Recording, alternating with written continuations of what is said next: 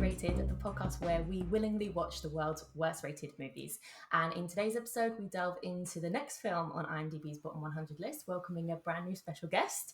For any new listeners, my name's Daisy, and as always, I'm joined by podcast co-creator and co-host Claire. How are you doing?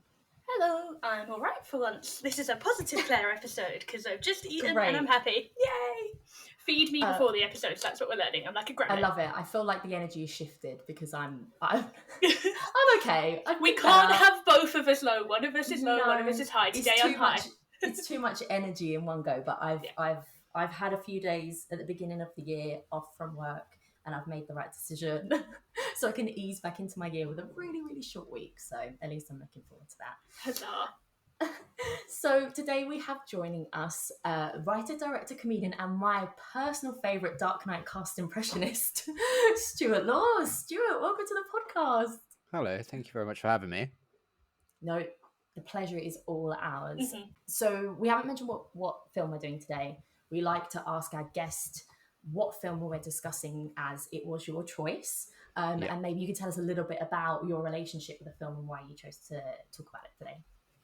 So we are talking today about S.Darko, the unofficial sequel to Donnie Darko, completely disowned by Richard Kelly, the writer, director, creator of Donnie Darko. And the reason I wanted to, I think it came in that sort of time when I was just buying every single DVD that I could, like a stupid level.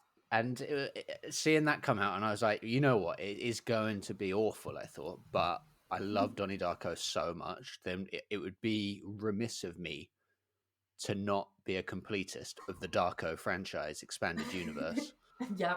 Well, it's funny you should say that because I didn't look too far into it, but we might be able to explore a bit later. But there is some rumblings about a third, so that could be happening at some point. Should probably preface this by saying this is yet another one of our episodes where time has not been on our side, and in the time of scheduling and deciding to do this episode, the film has fallen off the bottom 100 list. But that doesn't mean it won't go back.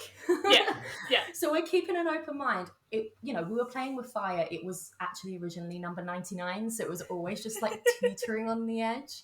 But what I say is, if you've ever been on the bottom 100 list, you're an honorary member. Yeah. It's perhaps there's some way that we could find some sort of porthole or wormhole, loop back to when S.Darko was on the bottom 100, and then everything will be fine again. Yeah. This movie's got a 3.6 out of 10 on IMDb, which doesn't seem as bad as some of the ones that we have done before, which obviously reflects the fact that it was quite low on the list. This is the godfather of the list. If there was a godfather, it would be this. That is probably the best pull quote they would ever have for any bottom 100 film. They're going to re-release it just with that poster. It's The Godfather. 100%. Yeah, and just like, like on the Legend poster where they had a 2-star review in the middle and they looked like they were hiding it behind the two Tom Hardys. They'll do that and just have it like skewed by S.Darko.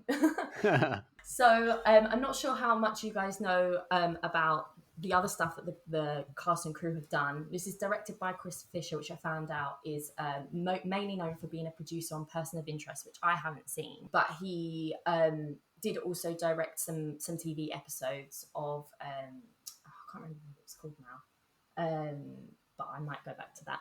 But it was written by Nate Atkins, who you'll never guess was the writer of Netflix Christmas Universe Beginner, A Christmas Prince. Can you believe? I've watched all of those films. I'm glad that he's got better at his writing, which will be a hint of what I thought of this film. And for me, that feels like two very different ends of the scale of dubious writing. But that's just me. I haven't seen Christmas Prince. I'm just painting it with the same Netflix Christmas brush as the Princess Switch and all of that stuff. They're both films aimed at women with a vaguely universal-esque white woman in the main role that you can just put your own personality on. So there's like a limit to it. It's like it's got a box. It's family in there. It's happy. It's safe. It's comfortable. Which is the one that ends with like a bakery contest? That's the Princess Switch. Which Which, I'm sorry, I'm bringing this back up. I got annoyed about it on Twitter at Christmas. So, in the first Princess Switch movie, they watch A Christmas Prince. They put Netflix on and they pick a movie and they watch A Christmas Prince. But in the second Princess Switch, the characters from A Christmas Prince are in the movie. So is it a documentary in this world?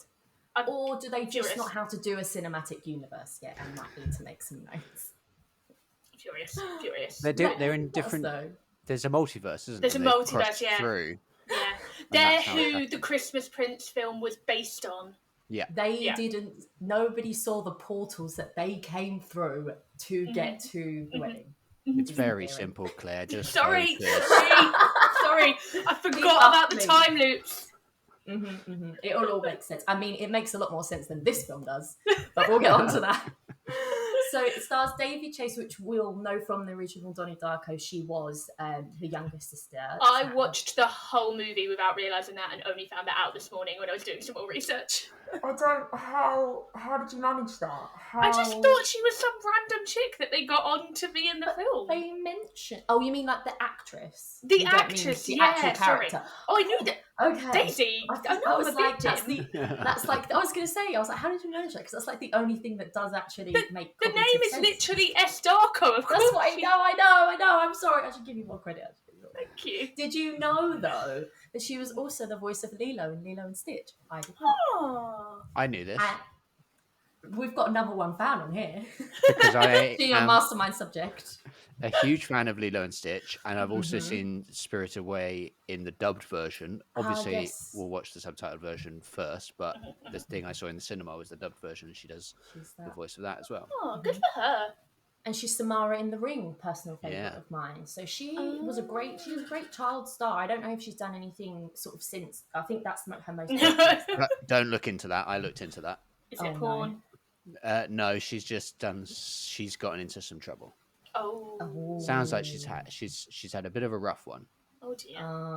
It's like child stars. It's like we'll get her in the Lindsay Lohan rehabilitation train. Yeah, Lindsay's going to Netflix. She can get to Netflix too. This is also like our podcast masquerades as a Lindsay Lohan fan podcast. Yeah, I think I haven't brought her up in like 5 episodes. You haven't. I'm really proud. Yeah, I'm saving it. I'm saving it for the Netflix film. Sure. What are you planning on that being in the bottom 100 straight away then? No, I'm just planning on like from October through to December only being pure Lindsay Lohan content. That's it. I'm sorry. I'll make the note in the schedule. I don't know if either of you recognised anyone else in the cast. We have Brianna. I did. It was like from Step Up. top.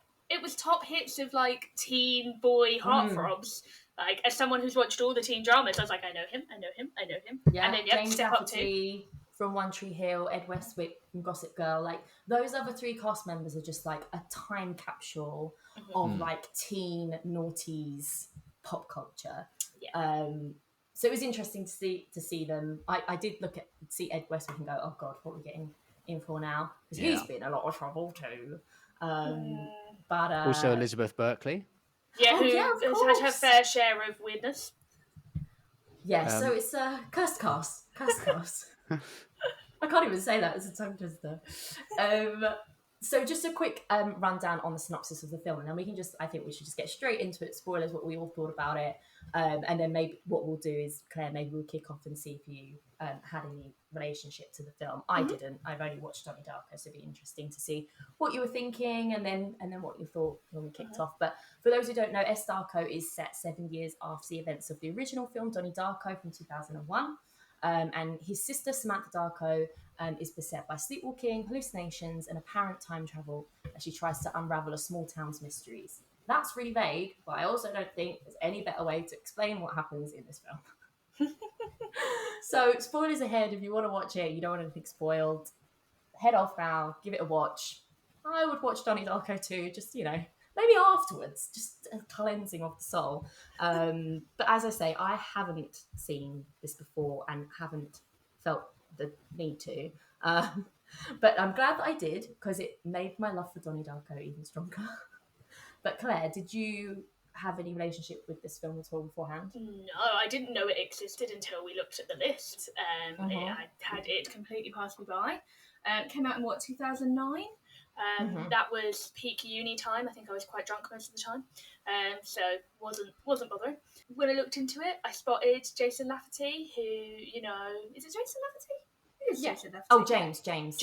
I was like, I'm saying it wrong. It doesn't sound right. I spotted James Lafferty, and I'm a One Tree Hill diehard stan, but he was the absolute worst actor in One Tree Hill, bless him. He was the weakest of the bunch. So when I saw he had a lead role in this, I thought, oh no, this is a mark. Yeah, I was like, this is a mark of the caliber. I was a fan of Ed Westwick until the allegations. He was, they were thrown out or not proven guilty. Everyone gets his in court. Yeah. So less of that, the better. And then I liked the girl from Step Up 2, but I've never seen her in anything else. And I didn't even realise the main girl was the same kid from the movie. So as we have discussed, very open mind going into this. I rewatched Donnie Darko last year for the first time in a couple of years. Still enjoy it. Think it's good. Not as much as I loved it when I was 14 and thought I was super deep. And was kind of hopeful for this, and the hopes were met. We watched the film. That's what we're always so hopeful on this podcast, and it burns us every time. Not every time, but most of the time. Stuart, as you're our guest, do you want to kick us off in what you thought about the film on this rewatch? I was so hopeful. I thought, you know what, the artwork for it and the graphic design of it is like, this is going to be good. It's going to be like a weird contemplative sort of rumination on loss and grief and growing up and dealing with all these sorts of things for Donnie Darko's sister, younger sister. And then it started in the opening crawl, the text that gets everyone up to speed who hasn't seen Donnie Darko. And if you're watching this and you haven't seen Donnie Darko, what's wrong with you? But don't you find, and I'm sure I've stolen this from someone else that tweeted it a while ago, I think this is 100% stolen, but when you see a movie that starts with scrolling text, it's just a mark of what kind of film you're walking into. If a film needs to give you multiple paragraphs before it starts, you're not going to have a great time. Yeah, I can just imagine there are some people where they watch those films, as soon as that comes up, they go, nah. And they just like outright, like, no, if you need to tell me rather than show me or even put it in the dialogue. Like, Hark, Palpatine lives!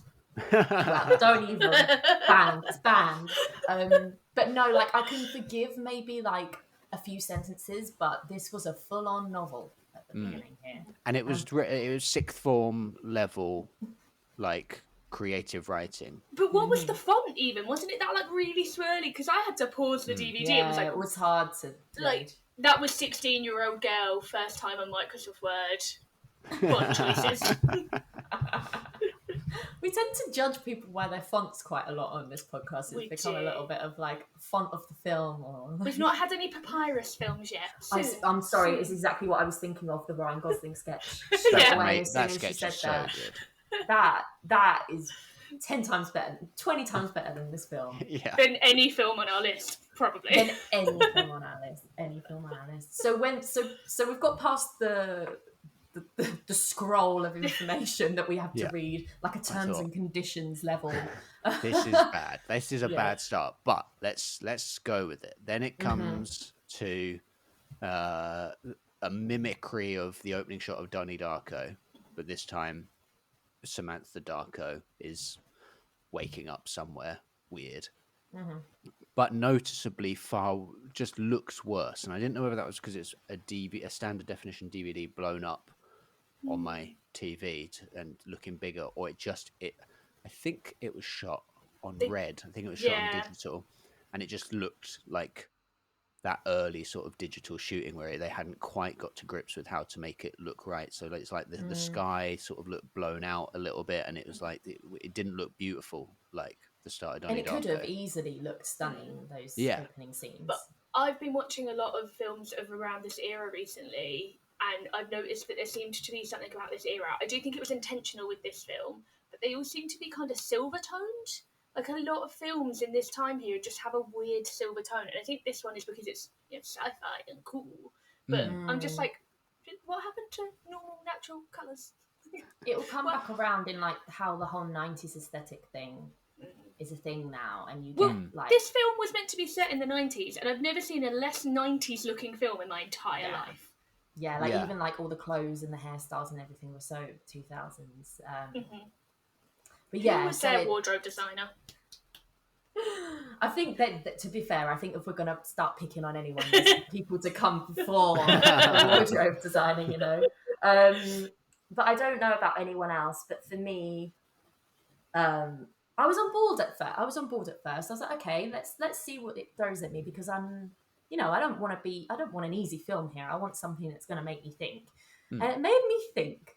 But then I kept thinking, and I couldn't process it. And then I was like, should I be thinking this much, or does this just not make any sense? And I think for me, as a sort of summary about how I'm feeling about this, is that it was trying to say something, but what it was saying didn't mean anything. So I'm like, okay, I see what you're getting at, but like it has no weight to it like the original does, and it's all very surface level. I don't know if anyone else agreed with that. Yeah, 100%. Like, Definitely. I didn't for 1 second feel like she was grieving. No, it was really strange. And even when, okay, straight up, I've always said spoilers, but even when she dies really early on in the film, I was like, okay, I'm confused. I couldn't. That was the point at which it piqued my interest. I was like, interesting. We killed our main character. I was like, this could go one of two ways. I was like, I'm on the ride now. I'm here, and then it gave up on that. That did make me sit up. I won't lie. I was like, okay, this is not what I expected. But the way that no one reacted to her death, it was very, very strange. Like, her and her friend are meant to run away together and be on this road trip together, and they seem to have no friendship whatsoever, like at all. Yeah, I wrote down, why is her friend so mean? Yeah. Like, give her a reason, she can be mean. I don't mind. But just, I don't know why she is. And I don't understand why no one was bothered that Lilo was dead. Do you not understand? Stitch would have cared. Yeah. Yeah. He was just in a different portal. Exactly. But yeah, like we were saying, like Samantha gets killed off sort of within the first, I don't know, I wasn't really looking at the time, maybe like 20, 30, 40 minutes in. And that does make you sit up, because up until that point, it's so meandering and very teen melodrama without any melodrama. Yeah. It also made me sit up because I was trying to figure out how the hell she died, because she's hit by a car, but I was like, there was no car in that road. And I rewound it 3 times to be like, where did the car come from? And then later on in the movie, you find out the car came from outer space. But it was like, that was not clear whatsoever. Like the engine in the original. They just clearly had no special effects or stunt budget, and they just went, she's walking, she dead. And I was like, what is We're going happening? to really rely on the audience to make the connection here. Because the thing is as well, wasn't it? Yeah, I don't know. It just didn't... It just feels like a very, very, very extremely pale, to the point it's translucent comparison, like repeat of Donnie Darko. They just tried to take the best bits of that but because they don't have the original director, kind of just gone, have no reason for it. They've just done it and gone, cool, that solves that problem, and now let's move on. I don't even think it's just the director, though. I genuinely think it's the writer that's the problem. Because sorry, that's what I meant. Yeah. But I think it's both. But like for me, Donnie Darko I do love, but I also stand by the fact that film doesn't make sense, and there's a lot of us going around being like, yeah, we understand Donnie Darko and we're so cool. I didn't understand it until I watched the director's cut. But anyway, you know, coincidentally shows you lots of text to explain. But anyway, the thing about Donnie Darko is even when the plot gets a bit silly or confusing or anything like that, you care so much about Donnie as a character that his presence and his character can gloss over. You don't need to understand. You can just go on the ride of him and fill in the gaps later, or with a rewatch or with a director's cut. Not a single character in this film has a personality. They are all completely, I keep saying this on this show, but they're all 2D cutouts. They are paper thin, there's no character. So bizarre. They didn't act like people. No. They acted like stand-ins saying the lines for them to get the shot. Yeah. And for me, as I said, for me, it's that after the death really got to me. So I was like, how are these people not grieving? Like, that was your friend. And I don't know about you, but there was just, I know it's meant to not they've run away, and these girls have run away, and it's not really clear why, and that's fine. We don't need all the answers. They go to this town because their car's broken down, and they sort of make kind of friends with the local sort of younger guy who tries to help them with their car. But there's no sense of time passing. There's no sense of people doing their normal routines. It's all just in a dream, and that might be on purpose. It's meant to be like, even reality felt very dreamlike. So I read or listened to somewhere where they said it on the 4th of July for that reason, to mimic where the first one was set at Halloween, and you had that kind of timelessness. Fine. People they put it on the not 4th of July weekend, so it's like a holiday weekend, so you wouldn't know. But it wasn't obvious, and there's certain points. Like at one point, the guy comes to her door and was like, "Oh, you've been here for 2 days, are you money?" And I was like, "Haven't they been here for like 5 days?" I'm confused about how long or not long. Like, her friends died, so I feel like they've been there for at least 2 days. Well, something that I saw, and again, half-assed internet research to steal from the rewatchables. I love it, but you've digged up stuff that we wouldn't know, so please spill. So apparently Patrick Swayze was meant to reprise his role in the film from the first film, but it was when he was sick, and then he passed away, so he wasn't able, I think he passed away after the film came out, but he was too sick to be in it. And I do wonder if maybe in the original script they went to that town to confront him, because he was a paedophile in the first film, right? So I wonder if that was part of her reason to go there, was to confront this paedophile that gave her a mission and then was taken away. And then when you lose him, I guess the entire film just craters in on itself, because you've now got no purpose. Where's the story? Yeah. What are they? What is the? I would like to ask the writer, what was your purpose for wanting to tell this story? Because it's really not clear. He just really liked Donnie Darko. I think that's what it is, right? They've said that. They've said they saw that they were looking to make a sequel, and they really liked Donnie Darko, so they wanted to make the sequel. It's really weird that they just lift so many elements from Donnie Darko that they go, okay, we're going to have this sort of creepy, sort of in this one, the priest figure, and hints of this web of stuff going under, people within this small town, that there's something a bit more insidious going on, and all of these things. So similar villains, the exact same countdown to the end of the world, but then they just changed such weird elements, because I felt like Donnie earned the chance to time travel in that, and made that choice to do it for love, whereas in this, characters just randomly time travel, and just because she's related to her brother, but then also her friend. Well, because I got confused as well. I was like, is Samantha Donnie or is Samantha Frank? Or is she both? Because it seemed to not know which kind of... If we're going to copy the film, half of the time she's Donnie, but half the time she's Frank. And she dies and then her friend goes back in time. But then her friend dies. And I'm like, is there any logic for why they both have to die? Because in Donnie, it kind of makes sense, because she would have never died if she never met him. So he goes back so that they could never meet. But in this film, she's hit by a car because they have an argument. So it's like, bitch, just don't have the argument. Exactly. Or just say right in that moment, oh, don't just drive. Wait a minute. Just hold on. I couldn't figure out why either or both or someone had to die. Yeah, and that's what's sort of beautiful about Donnie Darko is this inevitability of what meeting this girl and falling in love with her and then pursuing it. He knows that it's doomed, and he has to make that choice out of love. And there is absolutely nothing even close to that, even between the two girls. S.Darko. And this could have been a lovely story about, like you say, all of that grief stuff, which it just goes, oh no, I'm sad because my brother died and it pulled my family apart. Okay, well, let's explore that. No, okay. But it could have been about the family that they then make, and her and that girl could have had the most beautiful friendship, and then they could have been, intrinsically linked, that they can't live without each other, but they can't live with each other. They could have had a real volatile. And it's just no, one of them's the quiet mousy one, and one of them's the slutty bitch, and we're in 2009, so they're the only female archetypes we can have. But they did have a little cute catchphrase about how they were perfect and immaculate, and I hated that I loved it. I was like, oh, The bitches, there you go again, being all cute and naughties. I hated that there was yeah. like a pretty dress makeover. And damn it, I do like a pretty dress makeover. Listen, this dress though, I I have liked something it. to I say liked about it. the dress. Are you going to say it looks like loads of condoms, and I thought that before I read other people write about it. And isn't that the sexiest thing ever? Oh yeah. Oh, and when she says, when she's outside the store, when she's outside, it's like a PR stunt for Durex.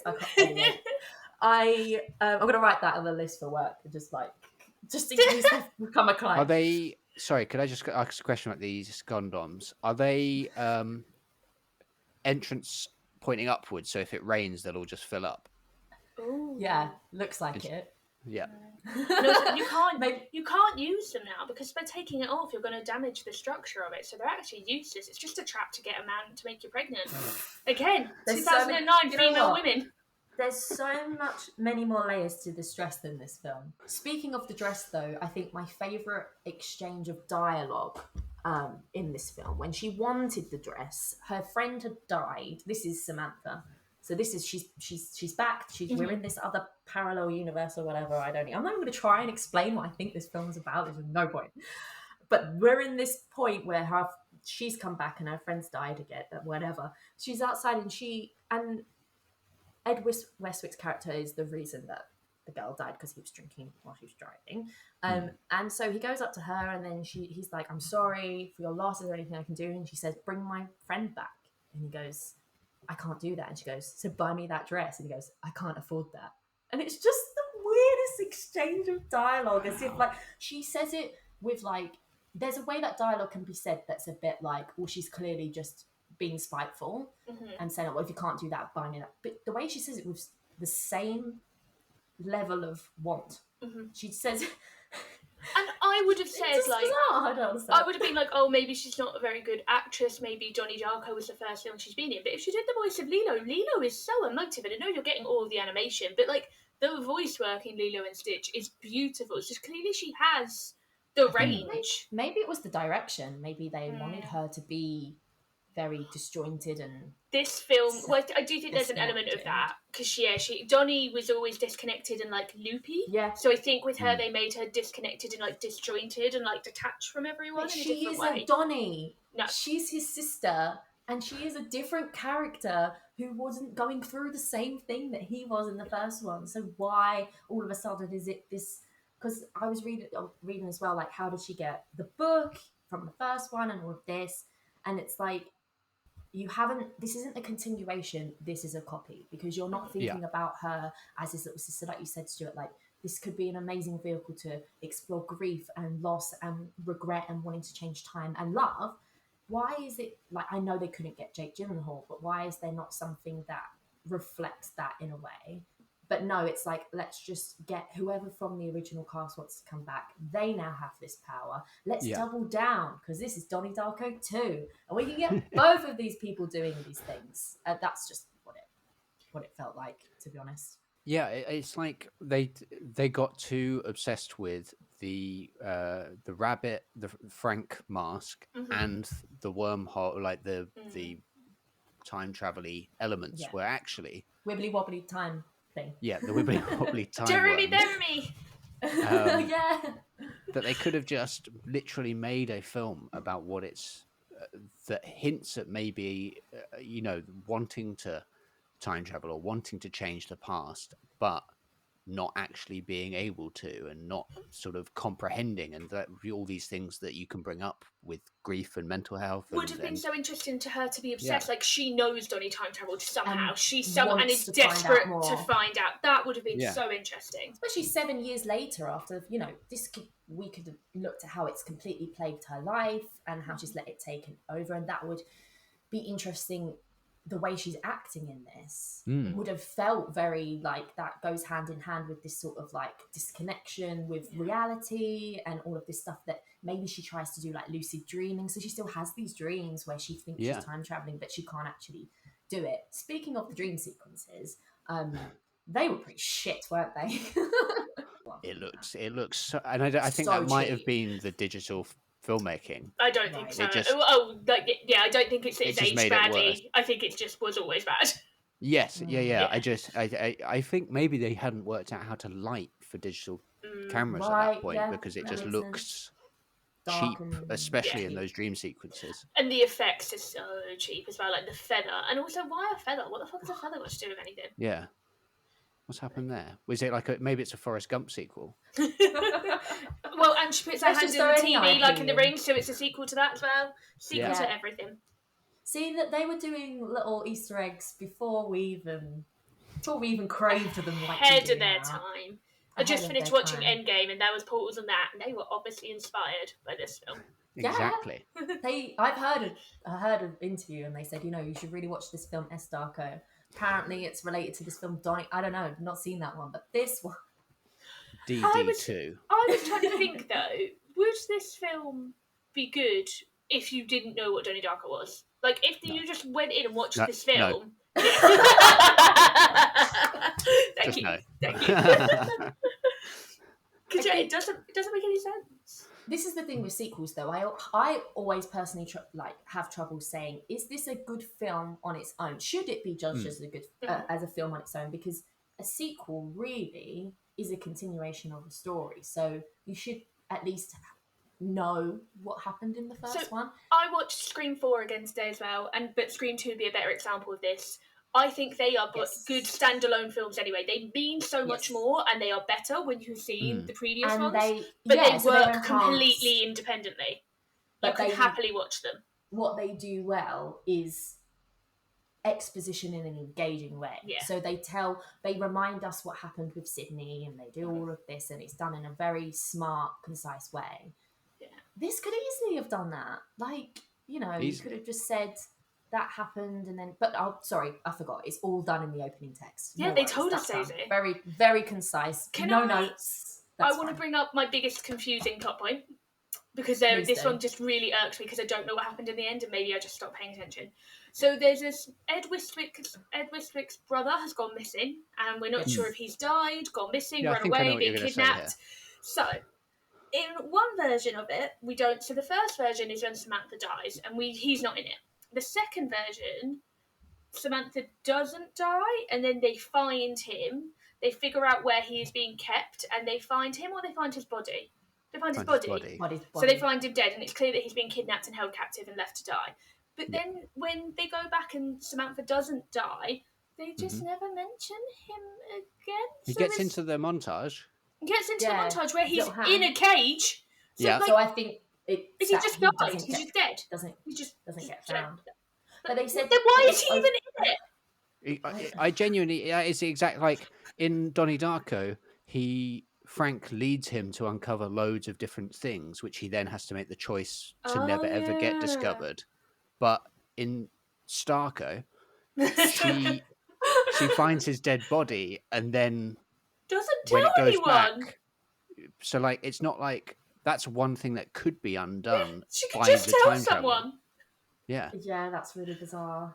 I think by that point I'd mentally checked out. I'm not gonna lie, guys. I think I'd forgotten about him, and then he appears in the montage, and I was like, wait, are we just leaving that kid to die then? What the fuck? Yeah, it's like if anything, we've got this ability to time travel and make changes, and yet not too much seems to change by the end. Really? A Gulf War veteran with PTSD gets killed.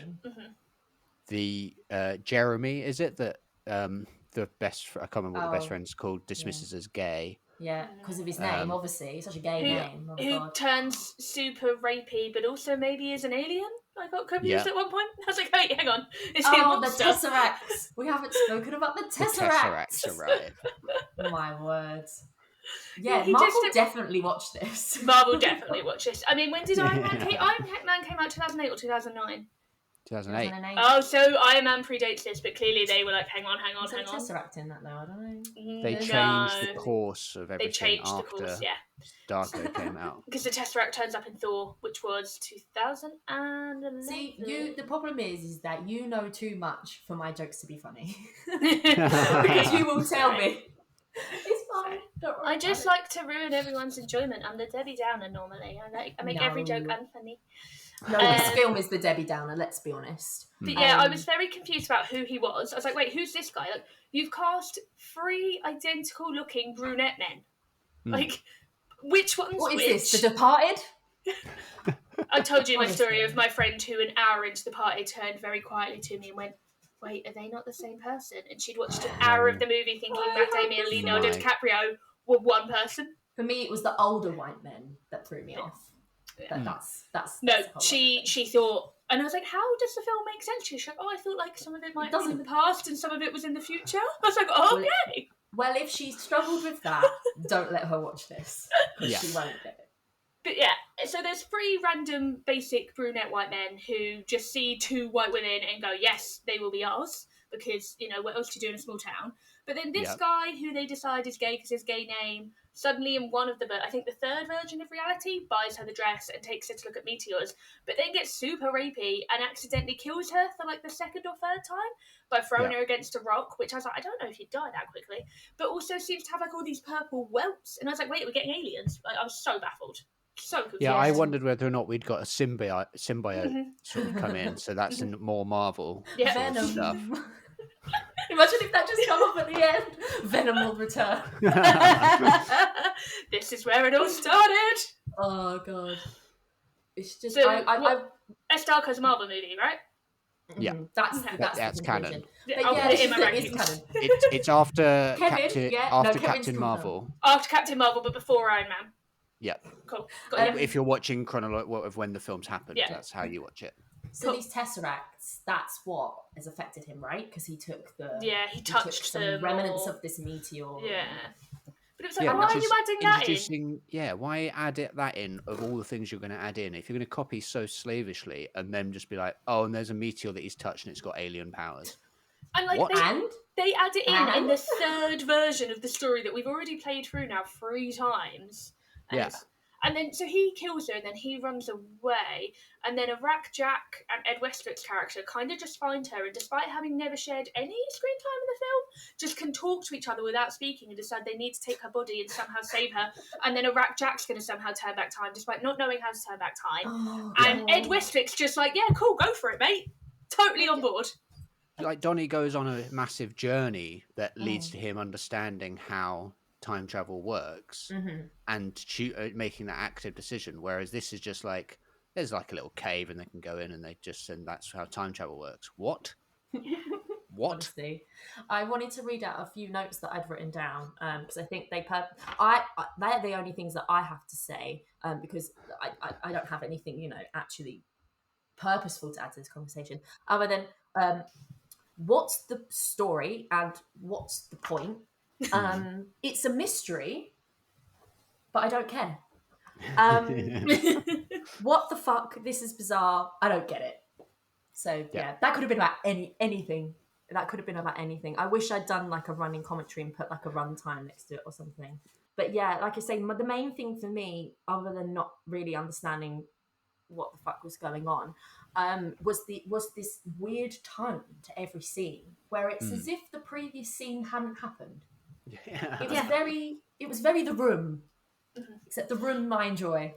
This stunk to me of a one and done type film. You know, we'll just do the one take.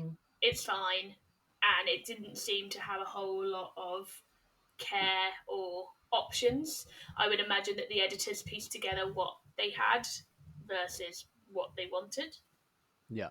Even like the like replicated shots of the girls grieving each other's death, I was like, you got to give us more than that, surely. Like, even if you displayed grief in a really detached, disconnected way, you can see that was just them standing and doing things. I'm sorry, like, if Home and Away and Neighbours can make me cry because someone's grieving, this film could have done better. Home and Away and Neighbours get grief really well. Maybe they should watch that. Yeah, I mean, just maybe want to watch. You want a soap version of S.Darko? No, I'm just saying, if a daytime Neighbours soap that filmed 5 episodes a week can make me feel can have some more emotion. in the 20 episodes between adverts for Lidl and Pets at Home or whatever the hell, then why could this film that cost like $4 million to make not make me feel anything?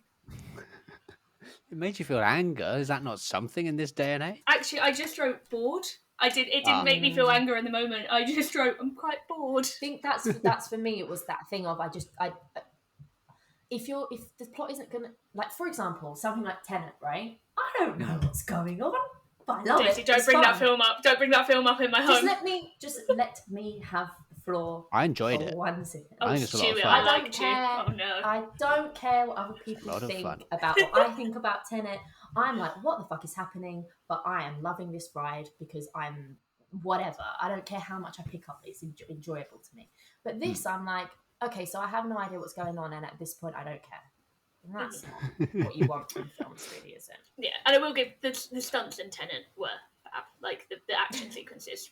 Well done. Well done to you. It's so kind of you. Thank you. I'm sure Christopher Nolan has been waiting for that crumb. He's just like, when will she say something nice? Well, actually, my review the podcast, like, finally, guys, he's finally said something. My review of Tenet was actually surprisingly positive because I did not like the film. Well, I'm going to read it afterwards and see if that's true. It really was. The another question that I had was, I think we like briefly touched on the fact that they have the bunny mask in this. Like Iraq Jack makes it. How is that possible? Because that was the costume. It wasn't the person. How can the costume translate into this version of events? Did you read about the promotions they did for the film? I skimmed. So they did these videos where they had like things falling from the sky, and when they fell from the sky, they left marks on the ground that looked like the bunny mask. So I think the implication was that the bunny mask is maybe from space or from another dimension, and that anything of that shape is maybe from another dimension. Stuart, you're shaking your head. Is that because I'm wrong or because you're disgusted? Oh, no, I think I'm just disgusted that they're Just wanted to check. retconning.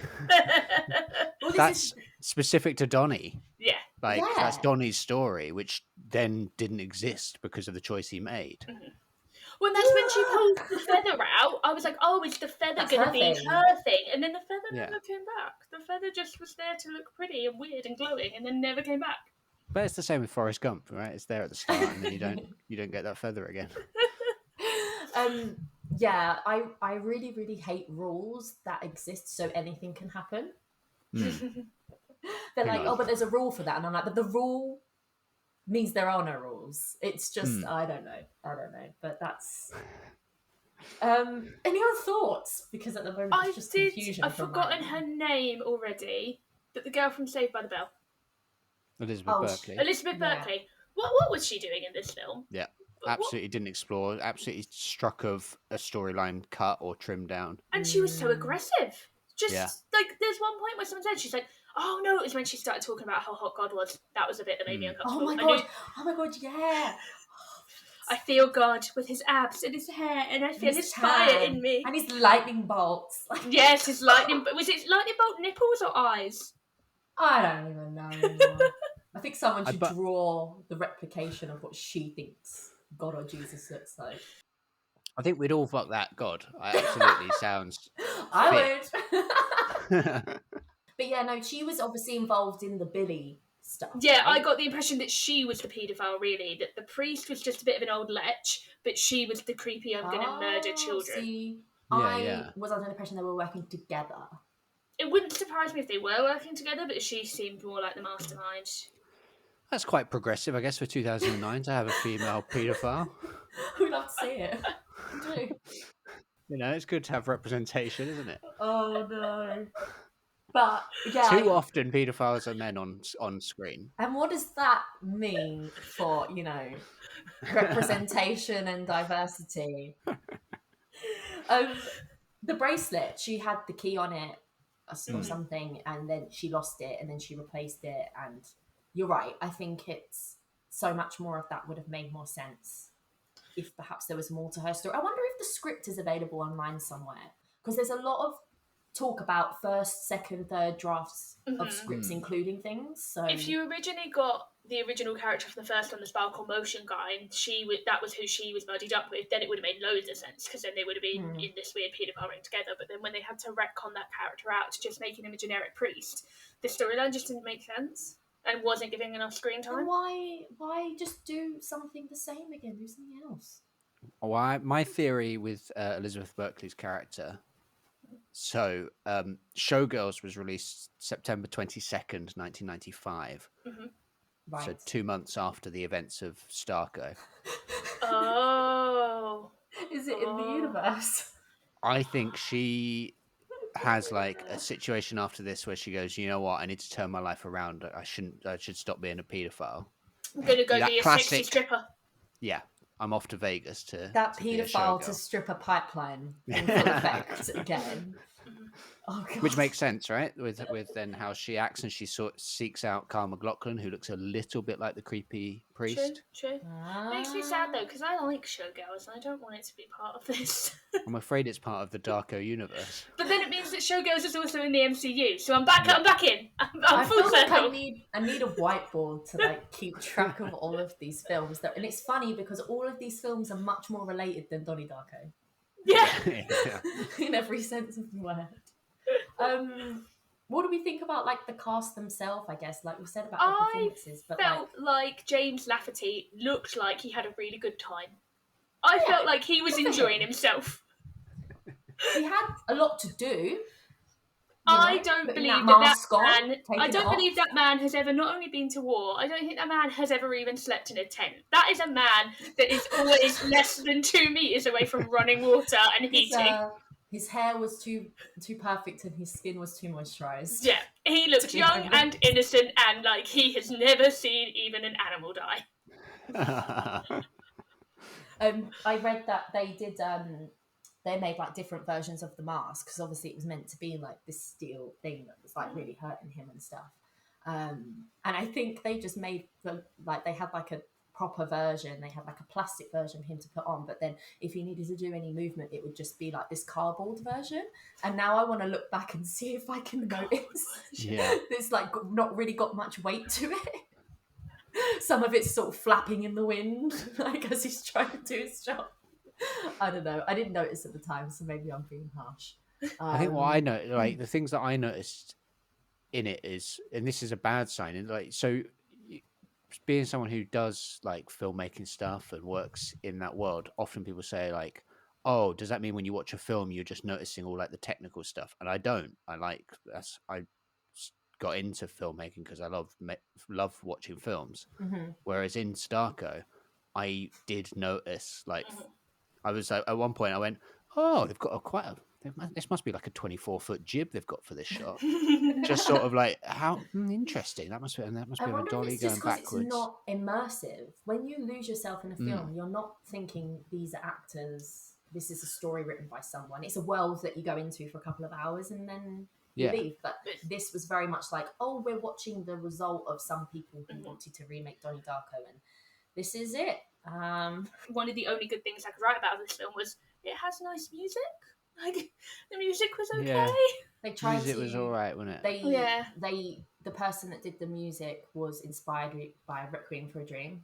Yeah. So and that's got more plagiarism. But then it also uses actual classical music. That's the main bit that's great. But like, you know, they were obviously, and we were talking about this on one of our previous episodes about one of the parody films and about how, you know, those two guys, Friedberg and Seltzer, don't seem to be fans of cinema or film. They just want to take the bits that people know. Assembly line film. It's like, whereas this, they must really, really love Donnie Darko to want to do this. But then if you love it, leave it alone. Like Richard Kelly has just told you, like, no. It's a student film with a budget. It's I went to film school. I made many a terrible student film. Like you're stupid and you just go, well, I really like that film, so if I do everything that film did, it'll be great. You start with a love of film, and therefore films inspire you to make your own stuff, and there's going to be like, you know, teething where you're trying to find your own voice and style, and where a lot of obviously the auteurs and the really like visually in your face, like that is a Edgar Wright, that is a Steven Spielberg, because they have those bits about them that are theirs. They probably had them quite early, which is why they've managed to break in.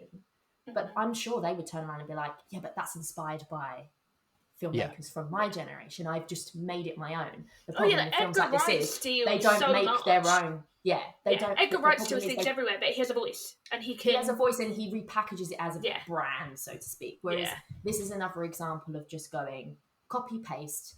This is what people, and it's just a running theme with this bottom 100, where it's just a lot of cash grabs, and it's interesting to talk about that in a time of what's in the cinema at the moment, because how do we differentiate between cash grabs and references and remakes and prequels and copies?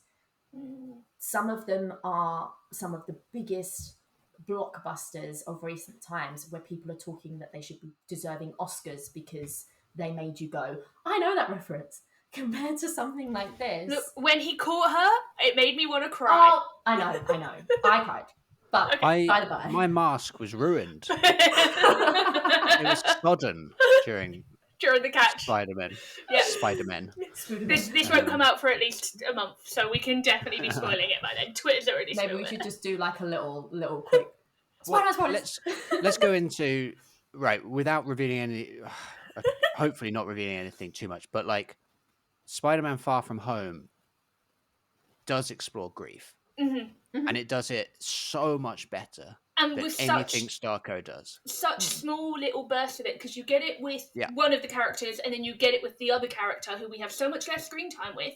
But you just know through clever uses of dialogue and a powerful performer, you know it obviously does bank on your knowledge. Because I went to see it with my cousin who hadn't seen. We're so far in at this point, you can't really. Yeah, she's seen all the MCU ones, but she hasn't seen all the other Spider-Man ones. Sure. So she didn't get a few of those references. It doesn't take it away from the story, does it? No, she was totally loving it, and she was still enjoying it. So even though it does bank on you knowing all of that stuff, it tells you so much so quickly about who means what to who and what these people are going through. And this film doesn't have the strongest performers. It doesn't have a strong script. It doesn't have a strong director. So maybe it's no one specific fault. Maybe they're all just a little bit weak, and weak things collapse. Science? The thing is, if you... And we've saw this with Donnie Darko. Sometimes if you love someone or something, you have to walk away from them. And they didn't do that with the Donnie Darko franchise. These filmmakers should have walked away. They pushed it until it hurt. That's what she said. Oh, God. I watched like 10 episodes of The Office last night. I couldn't sleep. Oh, fine. That was bound to happen. That was bound to happen. But yeah, as we've said, like, Richard Kelly has not seen this film. He vows he nothing to do with it. But if you ever meet Richard Kelly, do not bring this film up. The man gets very angry. But it's interesting because he said, it's nothing to do with me, because he lost the rights to the story and the characters when he was 24. And I think that's a really sort of sad sort of example of the industry, in that someone who's created something so original, that's part and parcel of selling your film. Like, you can't just sell the script and own, sometimes to get things made, which I don't know, I'm not in that side of filmmaking, like within the big business side, so I don't know, but I'm sure it happens a hell of a lot, that you give up a lot of what would not help you, but be more value to you for your life, to own that. The most recent one is I'm completely blanking on her name, but I May Destroy You, which was written. Oh, Michaela Cole. Michaela Cole, yeah, she got a much bigger offer from Netflix. But if she went to Netflix, she had to give them some of her rights, and she went, "No, this is my story." And it's such an intimate, personal story as well, that she was lucky. She was able to go to BBC and got it picked up at BBC. But she probably had budget cuts. She probably had episodes cut. It probably was not all, but she took that step and said, no, I want this to be mine. She is both lucky it wasn't her first piece, but that's obviously that probably is a big difference in her life financially, that decision. And not everyone is able to make that decision. Not most people are given the opportunity to make those decisions. So the industry's fucked. Well, Good luck, it's Stuart. not really yeah, not really a surprise to anyone, unfortunately, is it? But the more we delve into these films, the more we're like, interesting. That felt like the end of the podcast, by the way. Yeah, we should just sign off there. No close out, nothing. Just No, but I do feel like that is starting to change because you are getting these kind of multifaceted creators like Michaela Cole who are owning their own shit. They know their worth. They're not going to get screwed around. The internet is changing with the industry, isn't it? Like this ability to have your own platform and do your own stuff. Like Netflix wanted me to assign all the rights to me saying never repeatedly. And I said, no, I must retain those rights. Did you not say never? Sorry, I had to. Wouldn't have forgiven myself otherwise. But yeah, it's an interesting one. And I mean, like I say, I mentioned that there's sort of like talks about a third Donnie Darko, but I didn't actually bring those notes to the podcast. But last year, I can just see here that Richard Kelly has declared his determination to one day return to the world of Donnie Darko. So who knows? And you know, I don't see Jake returning. No. Has Jake ever done a sequel to anything? I know he doesn't tend to do a lot of big franchisey stuff anyway. I don't feel Did like Prince of Persia: Sands of Time not get a big sequel? It was meant to, and I feel like that turned him off for franchises. I love how you knew that because you're such a big fan. That was filmed just about 20 meters away from my office back then. No way. I didn't see Jake ever though. Oh, I mean, even his girlfriend doesn't see him half the time. Whoa. Every time that I was waiting for the slander. All too well. Hey! Every time Jake Gyllenhaal was mentioned on the podcast, I'm like, oh god, here we go. No, I genuinely really like Jake Gyllenhaal. He's a really good actor. I just don't like him on Taylor Swift's birthday. Yeah. On her birthday, right? Sorry, I should remember. Remember. Well, actually, there's an example where you're talking about a sequel. Sometimes you should stand alone, but you know, if you know what's come before, is even better. Like The Moment I Knew compared to All Too Well. Like those songs really complement each other. And, yeah. I've still yet to delve into the world of Taylor Swift. So Whoa, get involved. I'm trying. I've been trying for a year. Just start with the short film. That's what hooked me. Okay.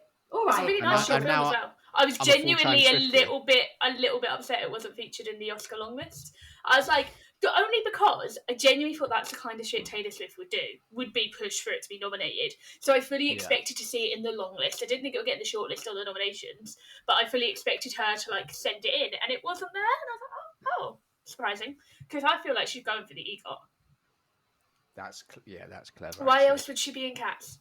A future episode. I'm sorry if she thought she was going to get an Oscar from Cats. She needs a reality check. She's a singer who took a role in a musical. That's the only way she's getting an Oscar, is to get in a musical. Anne Hathaway got one for 8 minutes. That's so. I can't. I've been thinking about that genuinely this week. I can't stop. It's just there in my mind constantly. I can't wait to watch it. I can't wait to watch it. I'm really excited. Now it's on Netflix. Netflix. 5 minutes. See, I saw the show. I've seen the stage show, so I do know what I'm getting into. Yeah. So nothing can compare you though. I'll do a drinking game. Good luck. Good luck. Yeah, I would just have 10 drinks to start. Yeah. If you press play, 10 drinks. Every time someone sings, a bottle of whiskey. Yeah. Every time James Corden comes on, just, get a fishbowl out and just stick your head in it to escape. I'm not a James Corden hater. Just, I think the man is doing his life, living his life. To do what I need to do. I need to write a list of things that you do and don't like so I remember, because sometimes I forget that you're on the other side to me. Some of your red flags. Yeah, I just trigger points. I'm fine with people not liking James Corden because I have plenty of actors and actresses I don't like, but I do think people go a bit far with the really aggressive hate. I'm like, he's just a dude. Like, leave him be. Shall we? So you didn't like Tenet as well, right? Just going over a couple of things. Just dialogue. You're getting paid millions of pounds. Record your dialogue properly. Oh, so it's interesting because I watched it on Sky the other day. With subtitles? No. Oh. And because we couldn't get it on Sky because we used it on my boyfriend's app. You can't do it on the app. You can only do it on the box, I think. And I thought it was fine because I had that issue in the cinema and I understood everything that they said. So, well, not everything. I don't understand half of what they say, but I can hear how it's said. I just don't understand. It doesn't compute in my brain. My opinion of Kenneth Branagh as both a director and actor is long storied, and so that most of my issue was not with Gilderoy. him. Not Gilderoy. Just, I Russian bad man. I do things because I Russian and I'm bad, and I don't like women because I'm Russian bad guy. That's the whole character. It is funny. That's a pretty good impression to be fair. Let's be fair. I think she's going to take over your stuff, Stuart. I don't know. Maybe we should get involved. I wanted to bring up the fact that Donnie Darko is quite like a cult classic. I don't really know off the top of my head like how it performed when it was released, but obviously it has gained popularity and so when it was released in the US, it didn't do very well at all, and then it came out here and was like a big, like not huge, but like a big like indie hit. And then that I think did lead to like a re-release in America or something like that, and then the DVD it became like a huge hit on DVD. Stu, would you like to come on all future episodes and just be in the corner, and when we don't know facts, you can just be like, I know.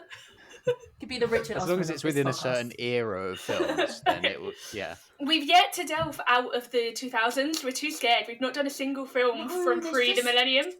There's just so many of them, isn't there? Wasn't it? It was just that there was so many. There were a lot of them, but we are also being wimps. And a lot of people that have wanted to do films, the podcast, like the episodes, have picked those. I think just because of the age range that we've got on the sort of Twitter community and stuff. But we'll get there. And I'm just, you're right. I'm scared. It was last year when you started this, right? Because that was Viva Rock Vegas, right? Yeah. Because I remember... So our first episode, I believe, came out on the 7th of January or the 9th of January. I remember listening to it whilst out on a very cold, horrible run. And it being like the only reason why I managed to keep going longer than I was sort of intending, because I was like, I want to keep listening to this. Yeah, so everyone that complains that our episodes are too long, what you need to do is use it for exercise. Yeah, and it will help you. Exactly. Stop complaining, Adam Grundy. Fuck you, Adam. That's who's complaining, of course. I'm just pleased that any kind of critical review of the indie darling Flintstones in Viva Rock Vegas can have any kind of light and brightness in someone's life. That is currently number 99 on the list now. It's about to fall off. Yeah. Good for them. But Stuart, have you made a Rotten Tomatoes account and given the original Flintstones film a high rating yet? No? You're not allowed to leave the podcast until you do it. Do it right now. Get on. I haven't. I haven't either. Honestly, she's a great campaigner, but doesn't follow through. I've got no follow through in anything in life. Well, shall we have a bit of a chat about the reception of the film and how it went down with critics and audiences? So it's no surprise that the film was largely panned. Basically, they talked about the storyline and how it was really muddled, which obviously is interesting coming from a film like this, which isn't straight up easy to digest. But then they mentioned the stuff about the characters being one-dimensional and all the dialogue being superficial. And I mean, that summed it up for me and what we've sort of said completely. The AV Club gave the film an F, noting that the sequel took a few simple surface elements from Donnie Darko and failed spectacularly in trying to create a franchise. Perfect. Absolutely. Couldn't really sum it up in there. You'll be pleased to hear, Claire, have you looked at the Rotten Tomatoes audience score? I don't. I wait for you to tell me. I love it. I love how I have this sort of power to announce. Do we want to guess? Is it higher or lower than based on your Flintstones positive vibes? 1994. I could be throwing you off. There could be curveball. I'm going to go with just genuine honesty and think that you sound positive. It's going to be lower than the Flintstones 1994. It is. It's 18%. Woo! Wow. And critics is 13%. Everyone's just went in saying this is just, that Jordan Hoffman from Ugo or UGO said S.Darko is a callous attempt to cash in on its well-earned appreciation of of the original film. I think maybe we should do a rebrand, kind of like a re-thing, and just be like S.Darko. No one understood it as S.Darko, but actually it's because you weren't viewing it how it really is. Oh, so it's it's the opposite of American Psycho 2. Because that film was just that was just a slasher film, and then at either some point in the middle of filming it or when it was finished filming, they then decided it would be American Psycho 2, because Mila Kunis is in it and has come out and been like, I didn't sign up to be an American Psycho 2, I didn't know there was any connection. I don't know at what point it was changed, but it was after production had at least started. So they could go back and just sort of like CG out Frank's sort of head and all the rabbit stuff. Well, because I genuinely, about halfway through the film, thought that might have been the case. I thought this might have been a film that was rebranded, like retconned. It was a film about two girls in a desert. Maybe it had something to do with time travelling, and then they retconned plenty of sequels that do that. Yeah, but no, they genuinely were obsessed with Donnie Darko, and just, I would have had more respect for it if it was retconned, because that would explain the laziness. But it sounds the guy was like, no, I just want to make the same film again. Can I say my favourite retcon sort of rejigs is Fast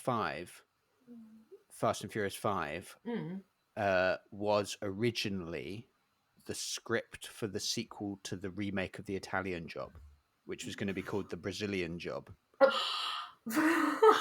So the Ed Norton Mark Wahlberg Italian Job was allowed that name. It was going to be called The Brazilian Job, where they drive Mini Coopers in and try to do waxing on people without anyone noticing. I assume. Assume. And then, then obviously Fast and Furious, which is the fourth of the Fast and Furious franchise, was not a success. So they were like, let's reboot it properly. Let's take this script, The Brazilian Job, rejig it, get Dwayne "The Rock" Johnson in, and that's how the entire franchise changed. I've never seen a single Fast and Furious film, and I sort of now 5. Want to go to my deathbed never seeing one. It's sort of become like a point of like contention. Like I'm like, no, I'm not doing it. But I've always wondered, because you see that joke like, oh, it all started with them stealing DVD players. So now you've explained to me how it changed. So thank you. Yeah. I now know it was a different film. 5. Yeah, it was a completely different film. With like a sticker. They might as well had like the original title with a sticker slapped on the top.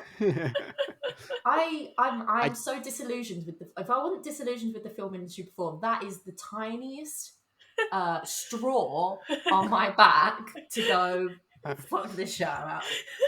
I think Fast and Furious 5 is a genuine masterpiece.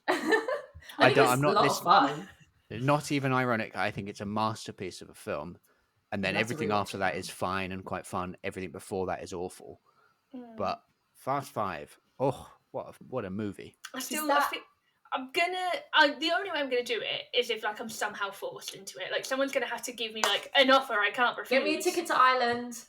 I'm there. But we've talked about how important consent is already. Yeah. Bring the condom dress. You give me that condom dress, I'll consider watching the movies. But the one from the movie, not just one weird one you make. No, thank you. Yeah, no, I don't have the time for that. Yeah, you shouldn't reuse a condom dress.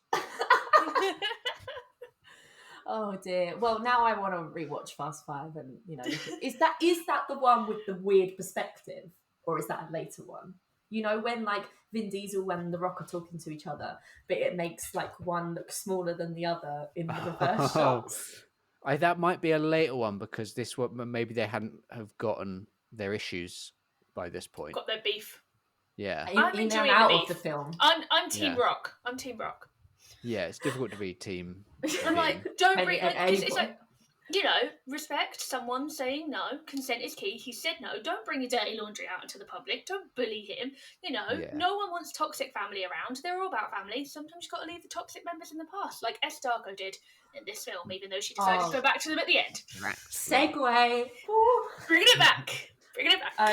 S-Egway. Love it. I've got a really good letterbox review that I think everyone's going to love. I wonder if it's the one that I have up. This is a positive one. I like to look at the positive ones too, and try and work out if they're sincere or not. This one I think has to be, because I'm just so bemused by it. 4 stars. Fixes mistakes of first movie. Great watch. I saw this one. Wow, we were. That is like a knife in my stomach, and it's been twisted. I just had to bring that one out. Another 4-star review. Oh, sorry, I didn't say who that was by Embryon. And then a 4-star review from Michael Chantiri said, "Damn, this did not have to go that hard." How? In what aspect? In what aspect did it do anything other than nothing? So my favourite two, one of them just brought up the best line of dialogue, which none of us mentioned, which is Canaho Springs used to be a decent place. Then came the drugs and the anal sex. Which I'd forgotten that was a line in the movie. Anus sex as well. Not even anus, anus sex. Anus sex, it was anus. Did you say the name of this town again? Canaho? I don't know. Cool. Oh no, I'm just putting it into Skyscanner. So she was found a new place. And then my actual favourite review was a 0.5-star review from Glenn, which is, "I'm starting to doubt this movie's commitment to sparkle motion." Well done, Glenn. Well done, Glenn. Which is something I do frequently just say in my normal life to people, and then they look at me like, "What the fuck are you talking about?" I want a sparkle motion t-shirt. I was going to buy one when I watched Donnie Darko last year, and I got distracted like an idiot. Yeah. Well, I know what to get you for your birthday now. There's another 2 really bad reviews that I've got here, 0.5-star from Cosmo. I didn't finish it, but I've seen enough. I'm with you there. And another 0.5-star from Ethan Bender. "I'm an atheist because I know that no God would ever allow this shit to be made." The comedians on Letterboxd these days, we love it. We absolutely love it. We do. That's kind of it in terms of reviews. It's actually, it's not really like a super popular. It didn't film. get theatrical release either, though. So they haven't got Metacritic. Like, there's no sort of collation. Obviously, you've got. I think it's only got 8 reviews posted on Rotten Tomatoes. So it's kind of for better. Kind of snuck under the radar and just not really, made much of an impact. But it's interesting, obviously, to see what happens to it now that there's murmurs about Donnie Darko 3 are coming up, and whether it will be. Do you not think? No. Just like Avatar 2 to 6 will never happen. Oh yeah, Donnie Darko 3 will never happen. That's just money laundering. Come on. I genuinely think I will fall off my seat when I see a trailer for Avatar 2. No, the Avatar sequels are actually going to come in the form of NFTs. Did you not hear? Oh, that makes a lot of sense. Yeah, exactly. Cool. So I think we should just go ahead. I do this every time. Ratings. I never come prepared, and then what happens, Claire? My rating gets. Rating gets skewed by everyone else's opinion, but I think we're pretty much on the same page here with this one. Stuart, do you want to go first and let us know? We do out of 5 stars, but you are welcome to have 0.5 stars. We have 0.5 stars. You can have fractions if you really want, but no one's really do what you want. No rules, but tell us your rating and whether you think it sort of deserves to be on the bottom 100. Yes, it deserves to be on the bottom 100. So we need to put it back on somehow. Yeah, we need to put a bit of effort into this. I feel uncomfortable giving stuff star ratings as someone who has been given star ratings before. I always think, I have had a 1 star in the past. Oh, I'm sorry. I didn't mean it. No, it's. It was a long time ago, and I still remember the guy's face. Oh. So you don't want these guys coming for you, basically. Have you memorised his address so that you can, send him some stuff in the post? Maybe I'll do another little deep dive and see if I can find him.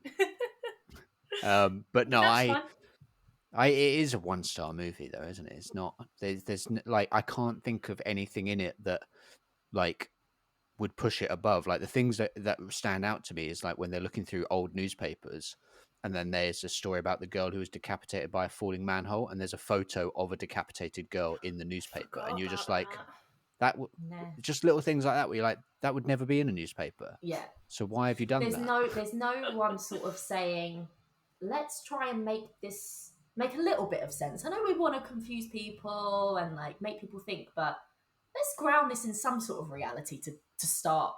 Get people to start in some sort of reality. Exactly, yeah. So I can't,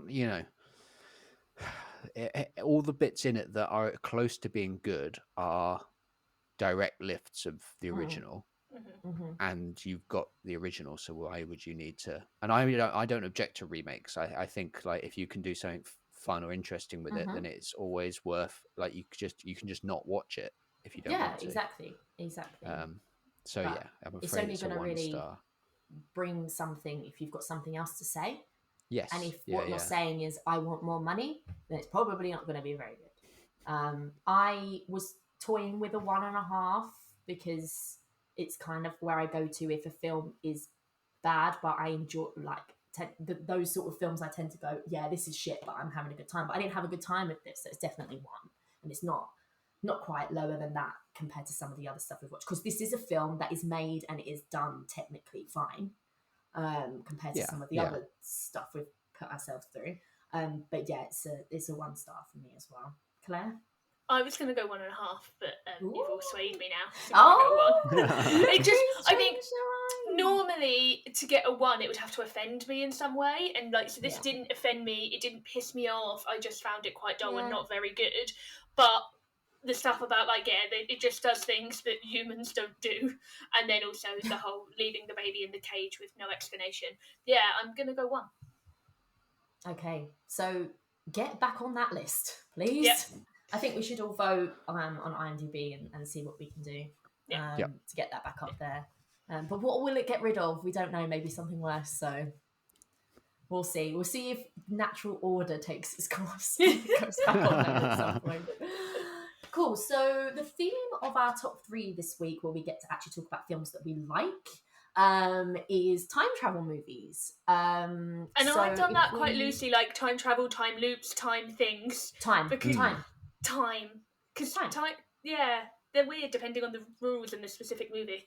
That's the thing, I think, with something like this, everything's got its own law. Isn't every movie about time travel?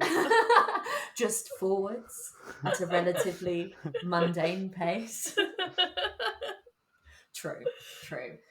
Stuart, did you have anything, your top 3 that you maybe want to kick off with, and let us know what your favourites are? Well, Terminator, I think, because it's like one of the first proper like grown-up films I watched, and like for ages, I didn't know like a lot was going on, because my dad would he'd record movies on VHS for me that he knew I wanted to watch that were on TV, but pause the recording at like anything he thought was too naughty.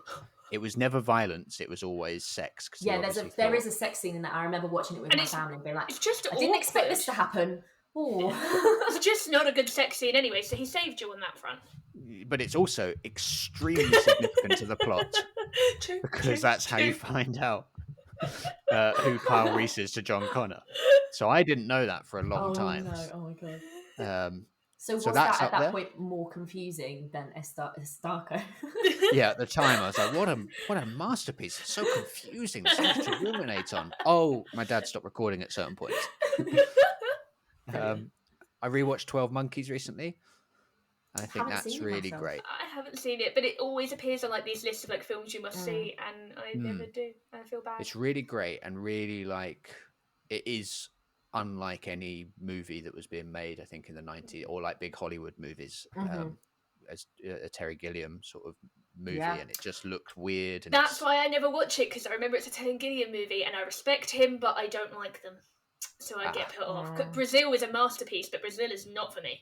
So, really? Yeah. I'd say 12 Monkeys is more Hollywood and is more like of a standard thriller. Okay, but so like maybe it'll be The Door.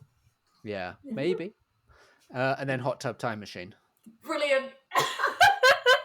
I love that it was just the full stop at the end. It's out. No more to be said. It's a hot tub that's a time machine. Yeah, if you've got Craig Robinson saying that, then it's a great movie. It doesn't matter. I bet they saw that in the script and like dollar signs like came up in their eyes. Yeah, no, that's great. That's a brilliant one. I don't know if any of I've not got any of those on my list. No, Claire? No. My first choice is Rian Johnson's Looper. Saw this when it came out in the cinema, just as I was starting to kind of go, I'm just interested in seeing film. I'm interested in cinema as a whole. Like, I've spoken on the podcast before about how I've sort of connected that, like, my love of film has come from watching films with my dad and things like that. And I think at this point I was like, oh, I've got Empire Total Film and there's new films are coming out, and I was starting to be like, oh, I really like those. I loved Joseph Gordon-Levitt at the time, and I was like, this looks really interesting. This looks like something different for him and Bruce Willis. So I watched it and absolutely loved it. Bar maybe Joseph Gordon-Levitt's Bruce Willis makeup, but they tried. It's just one of those things where it's like, I'd love to know who decides when to use prosthetics and makeup to make the younger or older person look more like the actor, because in every film not every film, but in most films you have flashbacks of people at different stages in their life that you use different actors, and people just go, okay. Sometimes I go, that looks nothing like them. How would they recognize them now? I'm not gonna lie, but no, I just felt like it was a really cool, really slick, interesting sort of thriller, action thriller kind of thing, and what they used time travel for I thought was just really cool and different, I suppose. So that's my first choice. Cool. I'm going Basic White Bitch, and I'm going The Time Traveller's Wife, starring Eric Bana and Rachel McAdams. Because it is one of my all-time favourite movies. It's one of my favourite books. I read the book after the film, though. I love love. I love dramas. Rachel McAdams is one of my favourite actresses. I love Eric Bana. That guy is hot. He spends a lot of time kind of naked in this film. What did you say it was called? No. The lead character is called Clare. It just was ticking every bloody box. I remember seeing the trailer in the cinema, and the minute the first trailer came on, I was like, I'm sold. I'm in. I remember going to see it in the cinema and crying. I was there with my boyfriend at the time, and I had a nice little cry, and he kind of was like, they're there. And then we went to leave, and there was like a girl behind us who was like hysterical. And I was like, oh, okay, like it was sad, but oh my god. And she was the book, however, when I finished the book, I was hysterical finishing the book. But yeah, so was she a time traveller's wife? Is that what happened? Maybe that's what really hit her.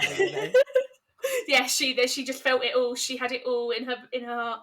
But yeah, if no one's seen it, it is about a girl who meets a guy. And she knows him, though. She's like, I've known you my whole life. And he's like, I've never met you before. And he has this thing where he can't help but time travel. It's like a disease. So whenever he gets stressed, he time travels. And so does he at one point, when they're getting off, does he go, oh my god, I'm so sorry, that normally never happens? He disappears in the middle of sex numerous times in the film.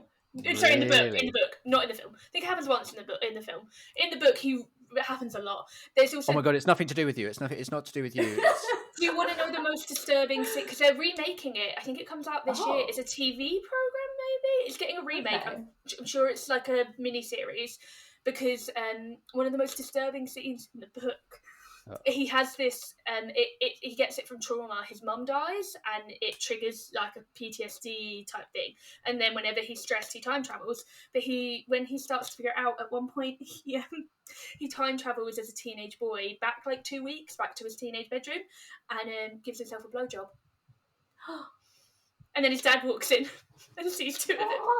What genre is this book? Like drama? So me and this it's weird. I thought that when he time travelled, he would be in the body of himself. No, he moves around. Oh my god! So there's how many odd Eric Bana's everywhere? So at one point that becomes a thing, because she's like, I don't know which one of you I'm sleeping with. Are you my you, or are you old you, or future you? There's a lot more to this film than I expected. So I'm interested to watch this now. Yeah, me and a girl online were like saying, do we think they'll put that scene in the miniseries? Like, because people are like, it's not the film's not a faithful adaptation. I was like, I was kind of relieved that some of it wasn't a faithful adaptation. Campaigning for. That's why it is weird when a film or book or TV show has its own porn parody within it. Yeah, that's a new level. So that's my one. I'm just shocked by that. That's not what I expected from that film. No. By the way, I'm not really doing mine in any order. I'm doing them from based on what I want to keep on my list, and not you have. Yeah, that's fine. But you've influenced me off of my list. I'll tell you what else was on there afterwards, like honorable mentions that are on the subject. But I'm going to go for another Rachel McAdams in a time travel cinematic That was my second film. There's 4, you know. Yeah. Yeah. She's got I saw the Okay. tweet earlier. Which It's one are about you going time. for? It's about time. Yeah, you've taken my number 2. It's just so sweet. It's just so sweet seeing Donald Gleason like come out of the cupboard like every time. He's so tall and he's like, oh, time traveled again.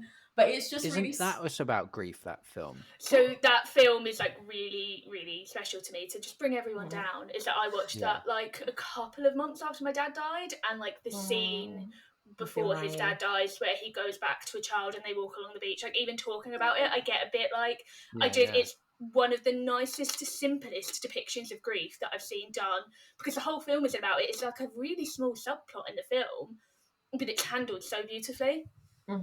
Exactly. So then can we also go into that the hug in Spider-Man Far From Home? Oh my god, that wrecked me. Yeah, because it's 10 seconds of no dialogue, but just like that's perfect. Yeah. Well, that just goes to show you don't have to go above and beyond to do these things. Like, keep them simple. Like, and You I just think have to be able to write characters that are human beings, and that was the central flaw of this film. You need to be able to see yourself in people, right? And that's how you get that emotional connection. You don't have to tell people or show people. They feel it. And About Time's just a very, very lovely, and despite it being super sad, it's just a very comforting, lovely, wholesome film as well. And there's like little things from that sometimes that I remember, like how he would live a day and then rewind that day and kind of know what's going to happen and have those initial reactions, and then kind of just, well, he was training to be a lawyer barrister, I think, and he would spend the first time of the day being really stressed and just letting himself be himself, but then he would relive it and see the beautiful moments and like have fun and it's just a nice sentiment to sort of take away from that. And there's the interesting subplot with his sister, and how changing things affects your own life and your choices about what it has you choose, rules. and how things have to happen because that means other things happen. Yes. It's just consequence and choice and things like that. But all in all, it's lovely. And the scene where him and I don't know their character names, can't remember, but when him and Rachel McAdams, when they meet in the restaurant, it's like a eating in the dark thing. It's just such an interesting, different kind of scene that's told through the form of cinema so well. But just like little scenes like that where it's just it's all dialogue and you're seeing these people like meet for the first time and you don't see them, you just hear them, and it's just like a lovely little thing. Like Richard Curtis knows what he's doing, doesn't he? So he does. He did it again. So that's my second choice. Cool. So that was going to be my second film. So I will now switch. No, that's fine. I couldn't have both Rachel McAdams, and I don't want Doctor Strange. And what's the fourth the other one? I thought they were already. I saw it earlier, but I can't remember now. I thought they were already free. So my other one, my second one is going to be Happy Death Day, which is time looping. Was that going to be yours? Sorry, Daisy. That's fine. You can have it. That's fine because that's what the subs are for. Yeah, that's what our subs are for. We've bought a sub bench. Happy Death Day. I love a good teen slasher. It's just super fun. It plays with the Groundhog Day trope amazingly. It has some great jump scares, but it really teeters that balance of horror and comedy that a lot of other films don't teeter. I can't remember anyone's name today, but the actress is absolutely amazing, and I can't believe she's not become bigger. Like, I know she's been consistently working, but I thought she would have blown up a bit more, but I guess people don't take horror as seriously as they should. But I just remember seeing it at the cinema being absolutely like, what a brilliant film. Exactly what I want from that kind of movie and that genre. Great fun, and that's all I have to say about it because it's Jessica brilliant. Roth. Yes, Jessica Roth. Yeah, that's it. She had a really small part in La La Land, didn't she? She was one of the housemates who did the dance number with Emma Stone. And it's really weird. I rewatched that back and I recognise each of the other actresses. And I'm like, oh, you're in other stuff I've seen now. It's just weird how you've got this tiny little part, but obviously it's such a huge film that you would get people of that. But I'm interested to see what she does next because she's really, really sort of engaging lead actress. I was a bit disappointed with the second one. I felt like it just retreaded stuff a little bit too much for me personally. My disappointment with it was that I wanted it to be another horror and it went sci-fi instead. But once I got on board with it being sci-fi, I was actually okay. I'm really enjoying this. It just took me a moment to pivot. Yeah, I think that's the same with all films for me. If I go in with an expectation, I'm not gonna like it. Whereas if I rewatch it knowing what it is, then funny, you've mentioned my last one in your description of this film because my last choice is Groundhog Day. The one that started it all. Bill Murray. What more do I have to say? A groundhog. Bill Murray, a groundhog. Yeah, so That's it. Don't need to Can I be deeply honest and say I've never seen all of Groundhog Day? Oh. What? I've seen some of it. You don't need to because it just repeats itself over and over and over. I think that's why I've just never bothered going back because I know how it ends. So I've never watched it start to finish. It's just sometimes on and I'll watch a bit of it and then when the adverts come on, I'll go leave the room. I'll say two things to convince you. Bill Murray, Groundhog. Okay. Yeah? Yeah. Okay. I don't think I need to. I'm gonna do the bit and say I'm not gonna add any more than that.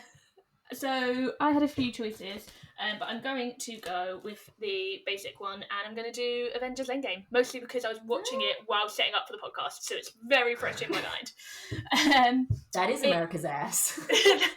You forget, because I originally, when I first saw it, I saw it in a double bill with Infinity War, and Infinity War is my favourite Marvel movie. It's one of my favourite movies, second favourite superhero movie, and I absolutely love Infinity War. Watching Infinity War and then immediately watching Endgame made me really not like Endgame because I wanted Infinity War 2 and it's not. It's a completely different film. It's its own thing. I remember thinking it was fine, but I kind of rated it a little bit lower than I probably should have done because anytime I rewatch it, I'm like, God, this is a really good movie.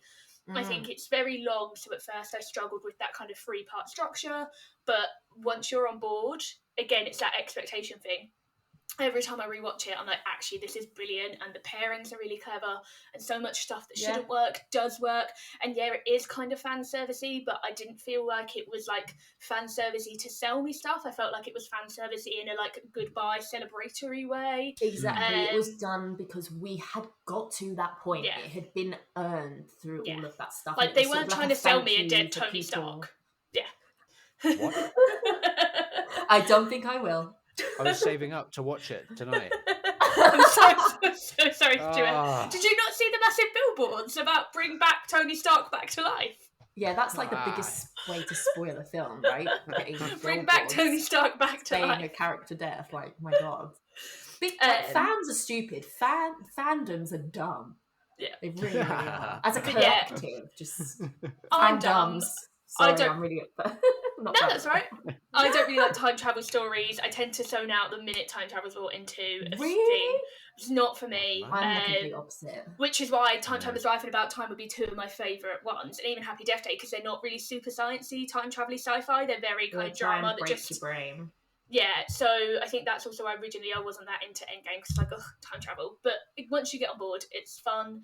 And I really like, every time I rewatch it, I really like... Names have fallen out of my head. Karen Gillan's character. Nebula. I really like her storyline where there's two of her existing in the same thing, but they kind of share a brain. I found that really clever, and I just love Nebula. So, good stuff. What did you have? We have to bring up the fact that none of us have said Back to the Future, though, right? Oh no, that's what I was going to say because I know Claire, and I've already used Back to the Future on one of my Daisy versus Claire's. So I decided. Are you not allowed to reuse them? Did we? We didn't say that. Oh, I thought for the good of for the greater good. Oh yeah. We should try and mix things up a little bit. Yeah. So on my bench, which I had just in case you happened to take all other 4 of mine, which you would never have been able to, was Back to the Future and Donnie Darko because like Yeah. But it has to be said. I'm on record for not loving Back to the Future. We discussed it in our first episode. I didn't watch it until I was in my late 20s. If you don't have the nostalgia, it doesn't mean anything. Wrong. I would say Back to the Future and Jurassic Park are the 2 perfect scripts.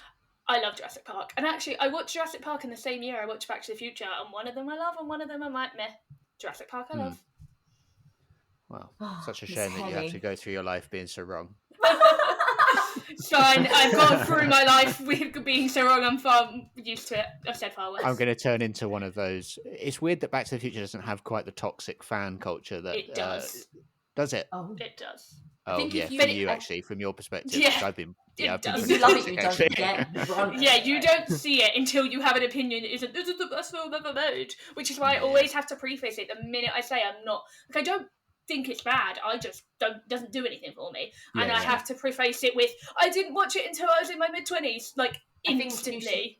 You should every time you post something like that, you should post the gif of Spike Lee going, "It's just not my cup of tea," and then running off. That's It's just exactly my opinion of the film. That's It's just it, not my cup yeah. of tea. Yeah. My extra ones were Palm Springs, the recent film. Oh, yeah, that was great. Mhm. I really liked that. And then the Lego Movie 2, just because it has catchy Haven't song. seen This song's going to get stuck inside Is your it? head. I can't, because now you just made me think of Everything Is Awesome, and I'm not happy about it. So most people... I think the Lego Movie is one of the greatest films ever made. I really like the Lego Movie. Yeah. I love Lego Movie 2. Lego Movie 2 has More? a... No, but I like Okay. almost as much. But Lego Movie 2 has a reputation of being a very bad sequel. It didn't really do very well in the cinema. It didn't get bad critics reviews, but everyone was like, it's not as good as the It's first. just the Lego Movie is such a lovely contained story, considering what it ends up being about. The Lego Movie and 2 then- is a musical. Oh well. But then obviously you've got Lego Batman, which I think is the way that was a smart way to go. Yeah. With that. But like I say, I haven't seen Lego Movie 2, and I didn't know it had anything to do with time travel. So maybe It does. Time travel was a very key plot point. Interesting. Cool. All right. So, unless anyone has anything else to say about S.Darko and Shall we go and through time- a and portal time and do travel. it all again? Just Yeah. start from the beginning? my timey-wimey thing is taking me away from my laptop, so I think my predisposed free will is telling me that the answer is no. Oh, look, it's just unplugged my mic. Okay, cool. So that's about everything we have to say about S.Darko. But obviously, as always, we want to hear what the listeners have to say. Have you seen it? Are you going to give it a go now? What do you think about Donnie Darko? And does it deserve a place to go back on the bottom 100? Yeah. So let us know. You can find us on Twitter and Instagram. I just realised what you said, Stuart. I was so busy like focusing. No, we both had bits we were doing. You got to keep it running to the end. So you can find us on Twitter and Instagram at WRatedPod and on Letterboxd at WRated. Stuart, do you want to let us know where and all the listeners can find you, and if there's anything you sort of want to shout about that you're up to at the moment that we can check out? No. Perfect. Claire? Are you We've sure, just gone through Stuart? we've gone through a time portal and we've gone back and I've asked the same question again. Do you want another go? Okay, fine. Just I don't know. Just type in my name and then see what comes up. Oh no, actually, it would be if people. This is like a podcast that will have people who will have IMDb accounts. Mm-hmm. I have a series that came out on Prime last year called Yes. Brave New World, and it would be nice if it got some more ratings on Absolutely. IMDb, So like, rate, and like review. good ones as well. Say the name. Yeah, again. not bottom 100 material. Yeah. Like, good It's- ratings, guys. It's called Grave New World, and I believe that things like that, because that's linked to the Prime and any reviews on Prime and stuff is useful for like the algorithms to serve it to more people. Great. But it's a fun like comedy show about coming out of a pandemic, which I raced to get out last April because I thought we were coming out of a pandemic. No. And it's got a great cast of comedians, including people like James A. Caster, Harriet Mm-hmm. Kemsley, Bobby Mayer. Amazing. Sunil Patel, Yeah, I'm Andy looking Clark. forward Very, to very checking good. that out. And yeah, that's amazing how, the pandemic tricked you in that way. But that's going to be a whole new way of viewing your series Yeah, exactly. now. Because I we can keep on haven't. promoting it. Yeah. See if it's predicted right when we do end up coming out of it. And Claire, where can we find you? Yeah, Claire Ellen Hope, Claire without an I, Twitter, Instagram, living my life, doing stuff in Ireland, maybe. I don't know. Ooh, if you fancy it. You never know what I'm doing. Like, once again, I'm moving house this week. How many times in the run of this podcast have I helped move house? Why am I always moving houses? Don't know. It's just something you like to do, I guess. A hobby for yourself. Genuinely is. It's a form of time travel. I It's like paid good money for a game called Unpacking, and literally all you do in the game is unpack Stop. someone's house, and I played it 4 times through. I don't understand this. I don't understand these like simulator things. I saw someone said that their dad said he had to go and cut some grass and then went on like lawnmower simulator or something. I've got goat simulator because, you know, I can't be a goat. But you are the goat. Hey. Hey. And on that note. Okay, cool. Well, thanks for tuning in, everyone. If you enjoy listening to our podcast, please do follow and subscribe. Give us a rating and review if you'd be so kind. And we hope you join us for the next episode where we take on our next worst rated movie. See you then.